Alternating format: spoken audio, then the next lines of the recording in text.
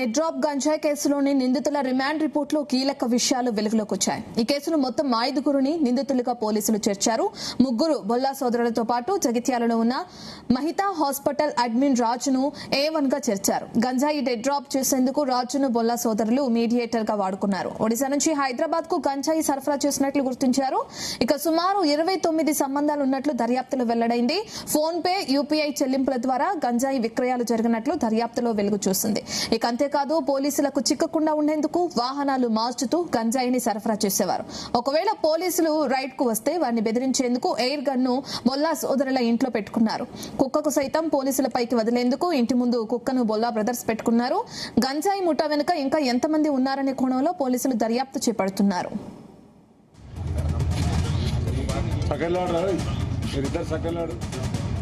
Bolla brothers కి సంబంధించిన పూర్తి డీటెయిల్స్ ని మా క్రైమ్ బ్యూరో చీఫ్ రవితేజ అందిస్తారు. రవితేజ, ఇంకా ఎంక్వైరీలో ఎటువంటి విషయాలు తెలిసే అవకాశం ఉంది?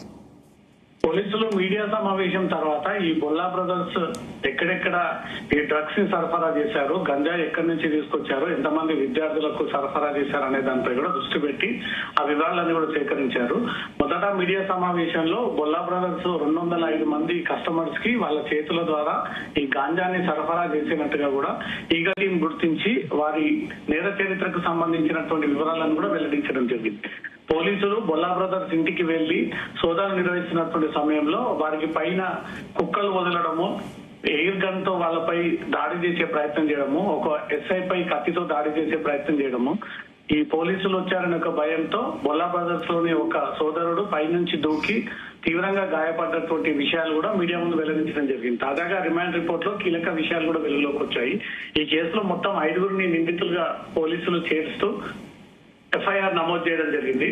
ఒడిశా నుంచి హైదరాబాద్ కి గంజాయి సరఫరా చేస్తున్నట్లుగా పోలీసులు గుర్తించడం జరిగింది. సుమారు 29 మంది సరఫరాదారులని ఈ సంబంధాలు ఉన్నట్లుగా పోలీసులు ఈగల్ టీం గుర్తించింది. ప్రధానంగా 7 మంది సప్లై ఈ గంజాయి కొనుగోలు చేసి అమ్ముతున్నట్టుగా కూడా ఈగల్ టీం గుర్తించడం జరిగింది. 225 మంది గంజాయి వినియోగదారులను గుర్తించినటువంటి పోలీసులు ఫోన్ పే, యూపీఐ చెల్లింపుల ద్వారా ఈ గంజాయి విక్రయాలు జరుగుతున్నట్టు కూడా దర్యాప్తులో వెలుగులోకి వచ్చింది. కస్టమర్ల నుంచి ముందుగా డిపాజిట్స్, పేమెంట్స్ తీసుకున్న తర్వాత ఈ ముఠా సభ్యులు డబ్బులు అందినటువంటి వెంటనే డెడ్ డ్రాప్ ద్వారా గంజాయి సరఫరా చేస్తూ ఒక చోట వీరు బైక్ పైన వెళ్లి ఆ ప్యాకెట్ ని అక్కడ పెట్టడము, ఫోటో తీయడము, ఆ ఫోటోని మళ్ళీ ఎవరైతే వినియోగదారు ఉన్నారో అతనికి ఫోటో పంపించడము, ఆ తర్వాత వీళ్ళు వచ్చి ఆ గంజాయిని చెత్త కుప్పల్లో కలెక్ట్ చేసుకున్నటువంటి వీడియోస్ అన్ని కూడా ఈగల్ టీం మీడియాకు రిలీజ్ చేయడం జరిగింది. డబ్బులు అందిన తర్వాత డెడ్ డ్రాప్ ద్వారా గంజాయిని సరఫరా చేయడము, గంజాయి ప్యాకెట్ ఉంచిన ప్రదేశంలో లొకేషన్లు, ఫోటోలు కస్టమర్లకు పంపిణీ చేయడము, డెలివరీ చేసినటువంటి వ్యక్తికి ప్యాకెట్ నుంచి 50 రూపాయల చొప్పున నిందితులు చెల్లించడము, పోలీసులకు చిక్కకుండా ఉండేందుకు వాహనాలు మార్చుతూ ఈ గంజాయి సరఫరా పాల్పడే వాళ్ళు ఎలాంటి రిజిస్ట్రేషన్ లేనటువంటి వాహనాలను ఉపయోగించి పోలీసులు ఐడెంటిఫై అవ్వకుండా ఆ వాహనాల ద్వారా ఈ గంజాయి సప్లై చేసేది అనేది మాత్రం ఈగల్ టీం గుర్తించడం జరిగింది. ఇప్పటి వరకు జరిపినటువంటి దర్యాప్తులో 7 బైకులు, ఒక మారుతి వ్యాగనార్ కారు వినియోగించినట్టుగా వారిని గుర్తించి ఆ వాహనాలు సీజ్ చేయడం జరిగింది.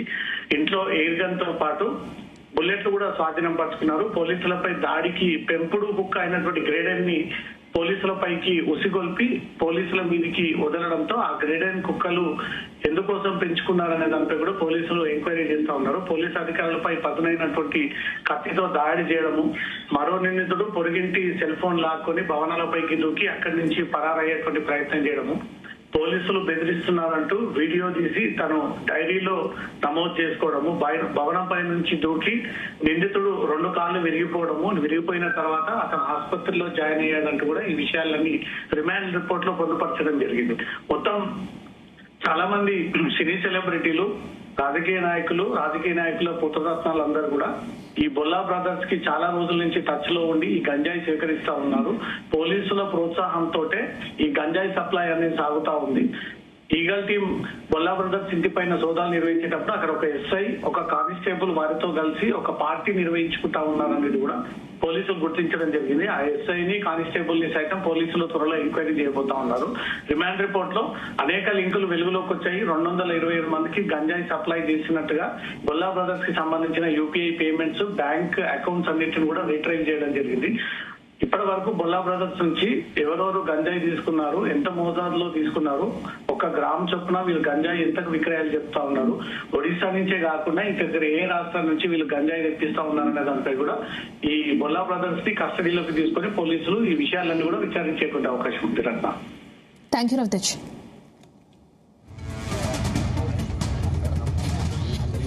సకలాడు రావు మీరిద్దరు సకలాడు